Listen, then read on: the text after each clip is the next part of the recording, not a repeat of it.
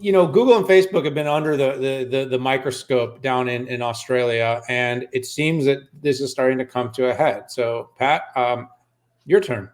Yeah. So while Daniel and I don't cover social media, and when it comes to the business of media, we don't do a lot of coverage there. But we think it's important to bring this topic up because it really can be groundbreaking. And it's funny. Some people say that, hey, Facebook is free, Twitter is free, Google search is free.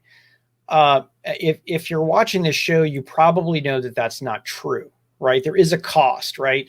And as consumers, we trade our privacy for a service that they give to us, and that's how Google and Facebook make most of their money.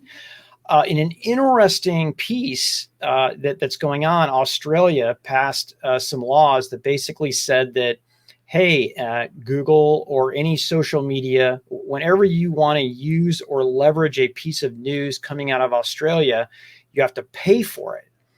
And some are, some obviously are on one side of the camp that says, hey, this is just a tax, a social media tax, or a link tax that some people have been trying to get for a while.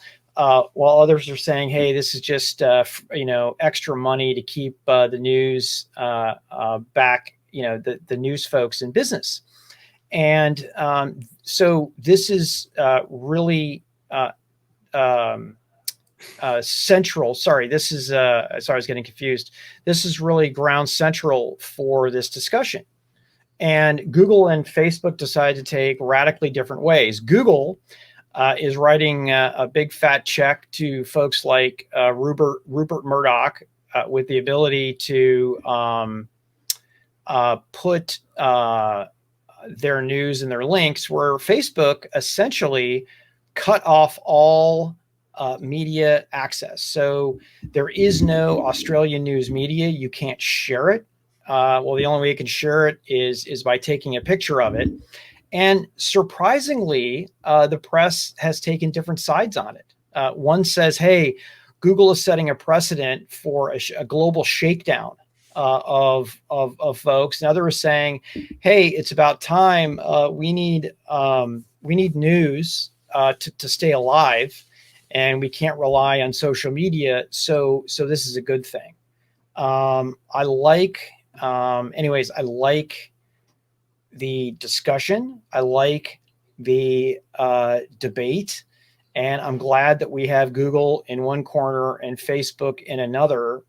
So we're not having some, theoretical conversation. We can actually react to what's really going on. And why this matters is first of all, potentially elongates the life or the business model of news. You can imagine this on a global basis. And second of all, it's got to be cutting into the profitability of social media and search sites. And how does that impact their valuations? How does that impact their stock prices?